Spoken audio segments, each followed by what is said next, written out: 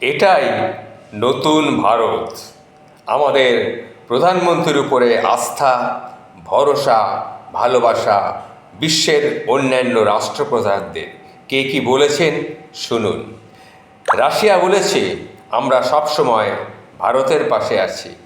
America বলেছে, ভারত আমাদের মিত্র দেশ এবং আমরা সবসময় ভারতের সাথেই রয়েছি।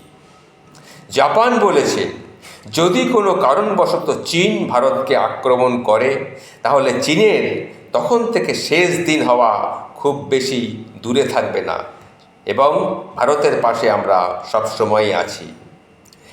আর ইসরায়েল বলেছে, যারা ভারতের উপর আক্রমণ করার চিন্তা করছে তারা আমাদের মুখোমুখি তাদেরকে হতে হবে। বুঝতেই পারছেন, ভারত কিন্তু আর একটা একলা দেশ নয়, এটা জেনে রাখবেন।